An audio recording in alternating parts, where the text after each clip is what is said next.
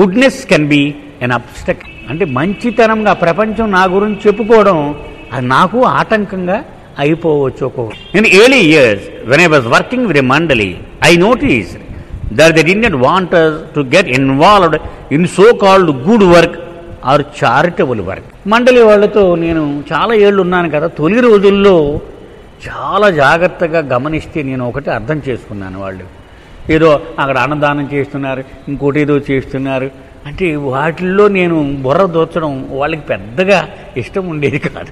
If we suggested it, they would often get upset and reprimand us saying, ఇలా చేద్దాం అని చెప్తే అవన్నీ ఎందుకు అనేవారు. ఏమనేవారట, have you come here for this or have you come here for Baba?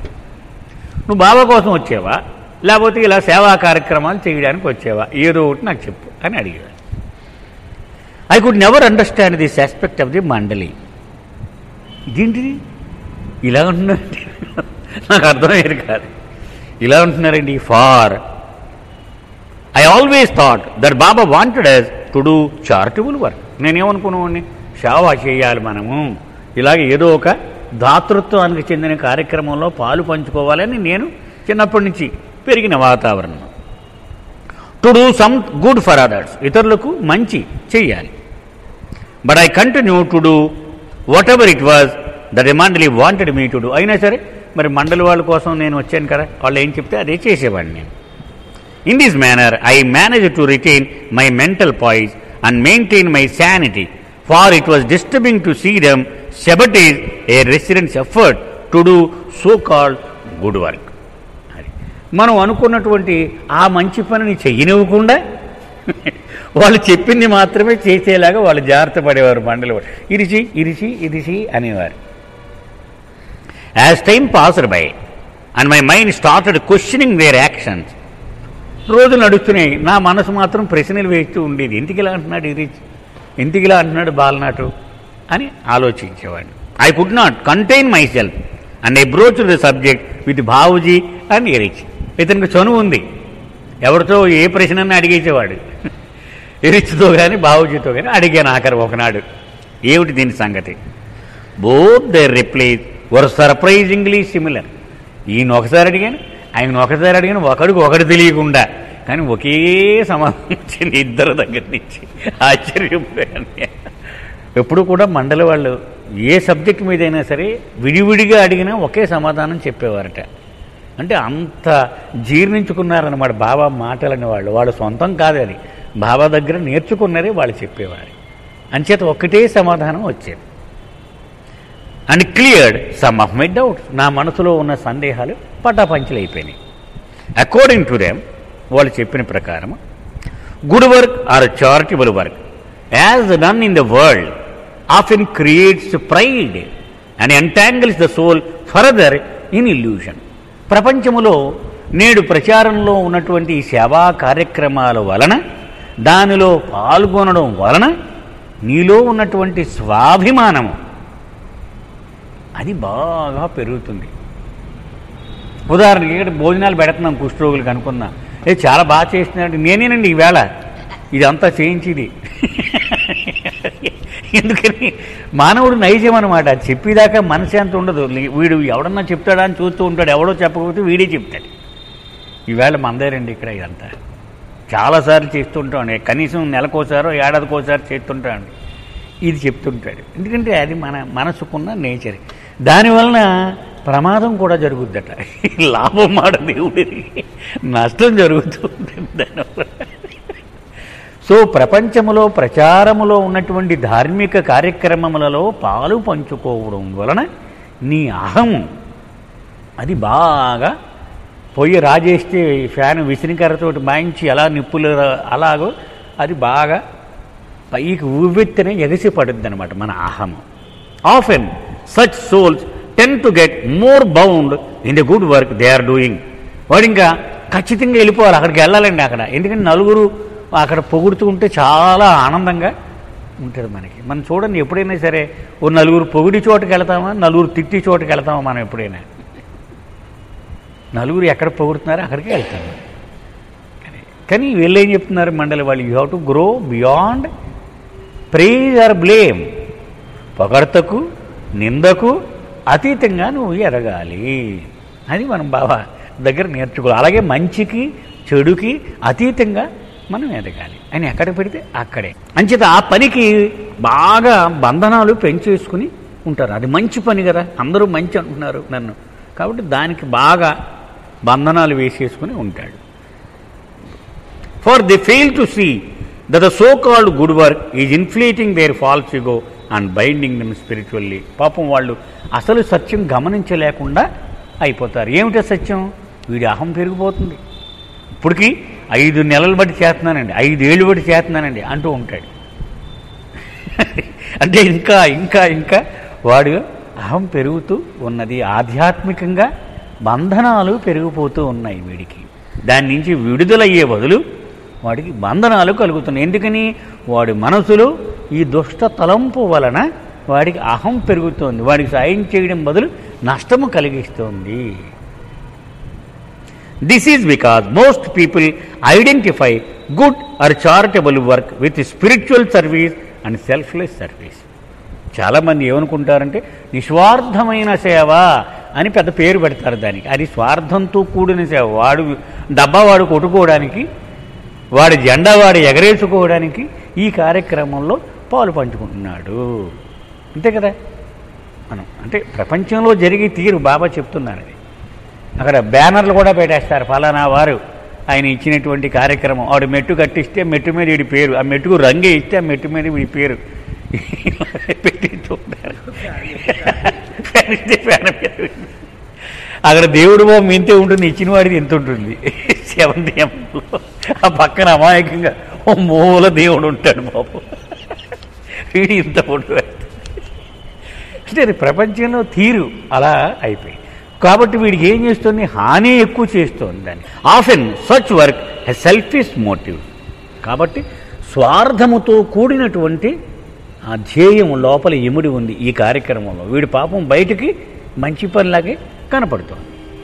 And even when it is done sincerely with a selfless motive it creates a pride as time passes by. పాపం మొట్టమొదట నిజాయితీతోటే మొదలవుతాయట, కానీ రోజులు నడిచే కొద్ది ప్రజలు వీడిని ప్రశంసించడం మొదలుపెట్టాక వీడికి నెమ్మదిగా అహం పెరిగిపోతూ ఉంటుంది. For the one doing he begins to feel how spiritual he. నేను ఆధ్యాత్మికంగా చాలా ఎదుగుతూ ఉన్నాను అని కూడా వీడు అనుకుంటూ ఉంటాడు. అంటే ఎవడైనా సరే బాబా చెప్పిన ప్రకారం నేను ఆధ్యాత్మికంగా ఎదుగుతున్నాను అని గమనిస్తే వాడు కిందకి వెళ్తున్నట్లు లెక్క అన్నారు. వాడంతటా వాడు ఎప్పుడూ గమనించడు. వాడు గమనిస్తున్నాడు అంటే వాడు వెనక్కే రివర్స్ పెట్టిందనమాట, బండి ముందుకెళ్ళండి. ఎందుకని మనం మళ్ళీ మళ్ళీ ఎప్పుడు చెప్తూ ఉంటాను, the more I love you the more I realise how unworthy I am to love you. ఇంకా ఎక్కువగా ప్రేమించే కొలిది వాడి తలంపు ఎప్పుడు నేను ఇంత పనికి మాలిన వాడినా అని వాడు అనుభూతి ఉంటుంది తప్ప నేను చాలా అడ్వాన్స్ అయిపోయాను, చాలా ముందుకు వెళ్ళిపోయాను అని మాత్రం ఎప్పుడు ఎవడు అనుకోడు. On the other hand real spiritual service is service to the lord. అసలు నిజమైనటువంటి ఆధ్యాత్మిక సేవ అంటే ఏమిటంటే భగవంతుడికి, ఆయనకి సేవ చేయడం అసలైనటువంటి సేవ. Are those who are one in consciousness with him such as perfect masters are God realiser souls. అవతార పురుషుడికి కానీ సద్గురువుకి కానీ లేక భగవంతునితో ఒక్కటి అయిపోయినటువంటి శివాత్మలు 56 మంది ఆత్మలన్నాం, అలాంటి వాడికి సేవ చేయడం నిజమైనటువంటి ఆధ్యాత్మిక సేవ. Spiritual service can be very trying experience. అది మామూలు అంత సులువుది కాదు. ఈవేళ పొద్దున్న వచ్చేసి ఒక గంట సేపు పొట్లాలు కట్టి వెళ్ళిపోతే అది ఆధ్యాత్మిక సేవ అనుకునే అంత సులువైనటువంటిది కాదు. ఆధ్యాత్మిక సేవ అంటే చాలా భయంకరమైన పరీక్షలు ఎదుర్కోవలసి ఉంటుంది.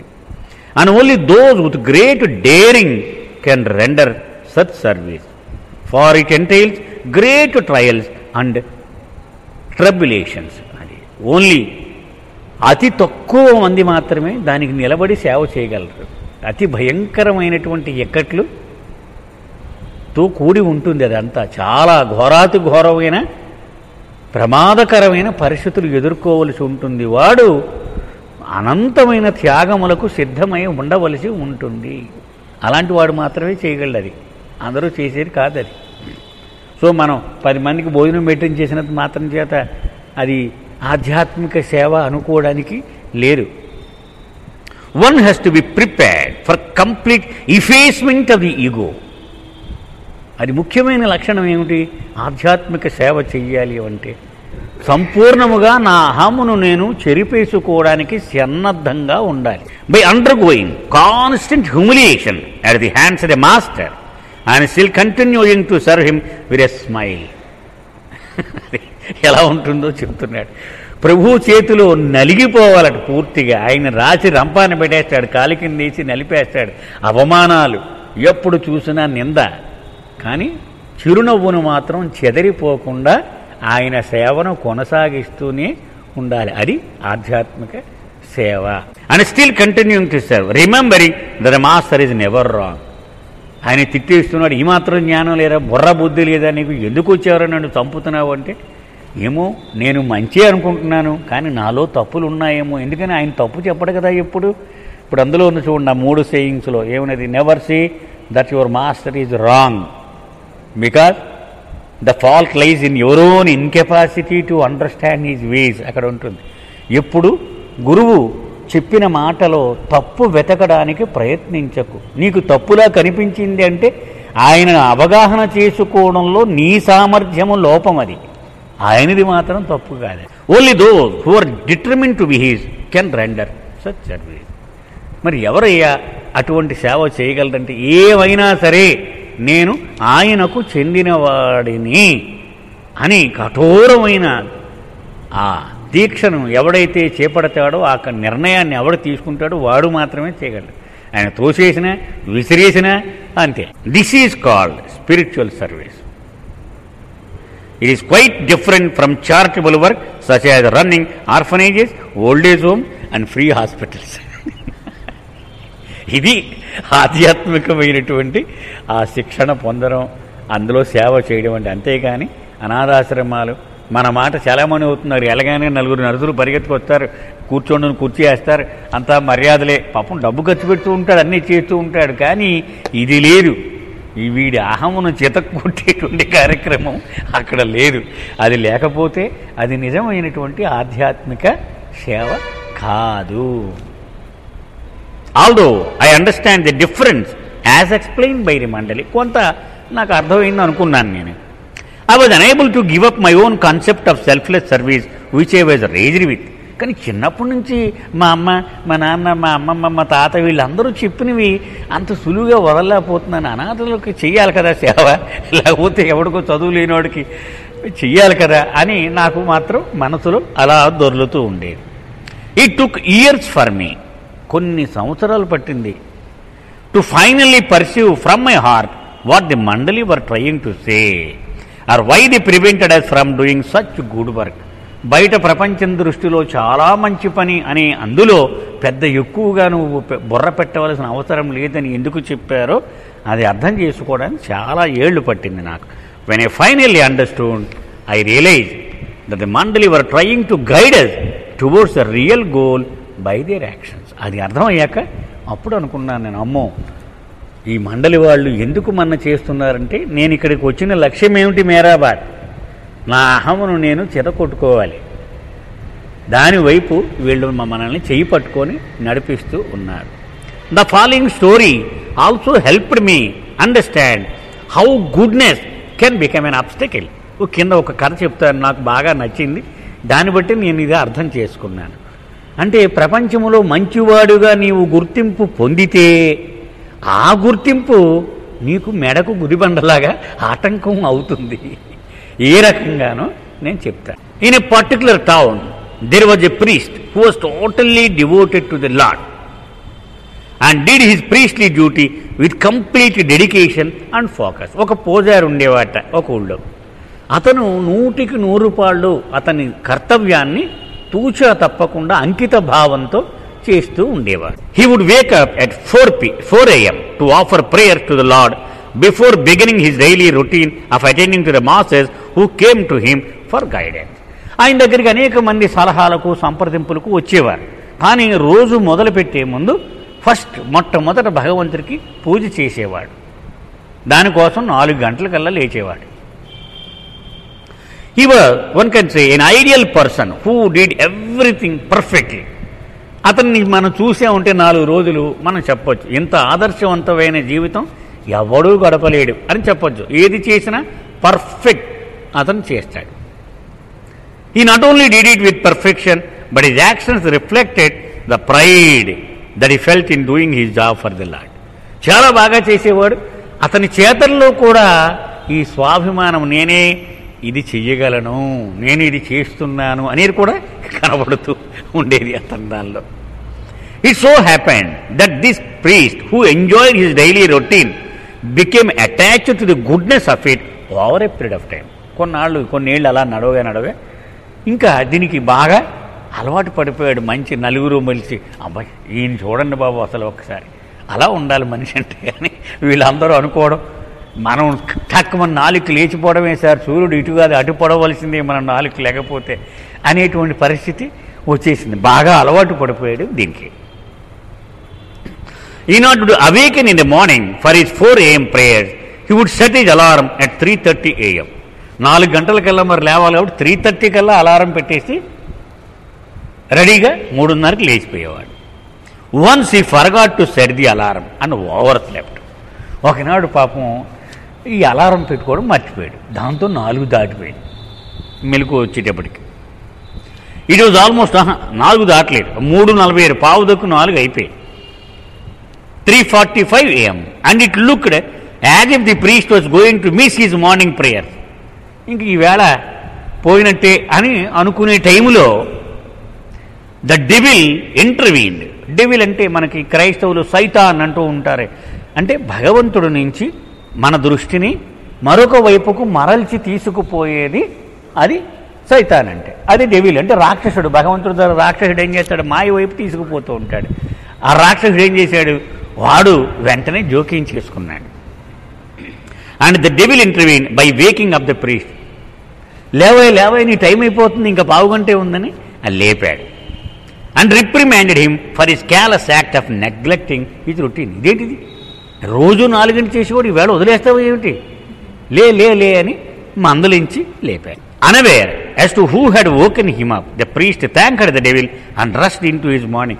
ఎవడు లేపాడో కూడా చూడలేదా పోతాయి, ఎందుకంటే రాక్షసుడు లేపాడంటే వాడు కోపం వచ్చినేమో చూడలేదు. వెంటనే అయ్యో ఇంకా నయం బాగా లేపావని థ్యాంక్స్ చెప్పి పరిగెత్తుకు వెళ్ళిపోయాడు.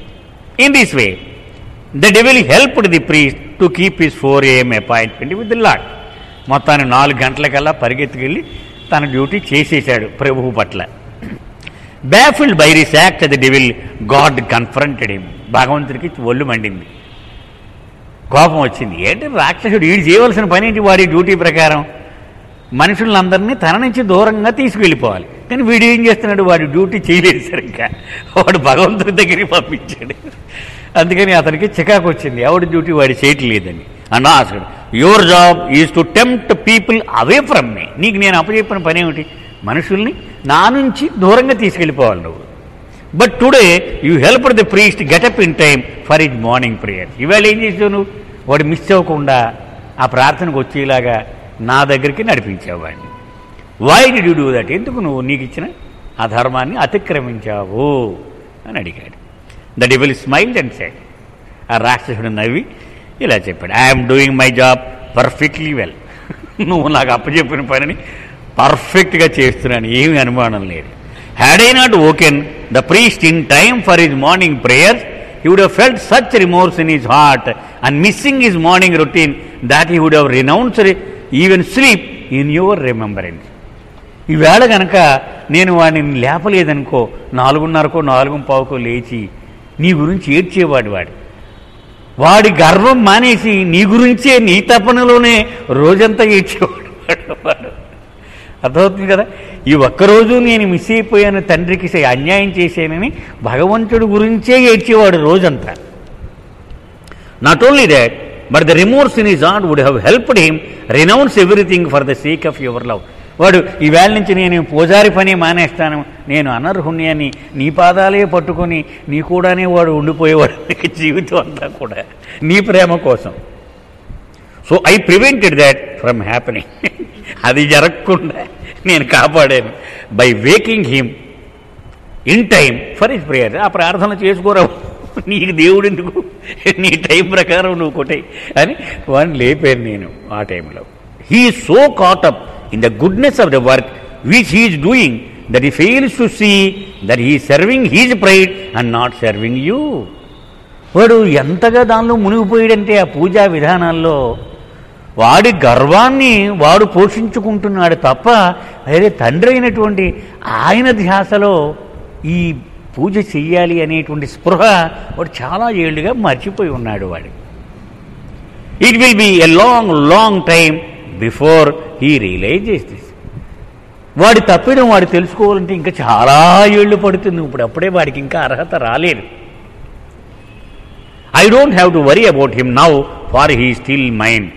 నేను ఇప్పుడు ఇంకేం బాధపడినందుకని ఇంకా నా కోరల్లోనే ఉన్నాడు వాడు. వాడు ఆహారాన్ని వాడు పోషించుకుంటున్నాడు, ఇంకా నీ ఛార్జీలోకి రాలేడు వాడు, ఇంకా నా పట్టులోనే ఉన్నాడు. And it will be long time before he really turns to you. ఇంకా నీ వైపు మొహం తిప్పడానికి చాలా రోజులు పడుతుంది వాడికి అని చెప్పాడు. This story not only helped me understand the mandali's action but I realize what spiritual service is. ఈ కథ విన్న తర్వాత అప్పుడు నాకు అర్థమైంది ఆధ్యాత్మికత అంటే ఏమిటి, మనం చేసేది ఏమిటి, ఎందుకు మండలి వాళ్ళు అంత గుచ్చి గుచ్చి చెప్పారు. అప్పుడు అర్థమైంది. It sure did take me a long time to grasp it. చాలా ఏళ్ళు పట్టింది నాకు ఈ సత్యం నేను అర్థం చేసుకోవడానికి.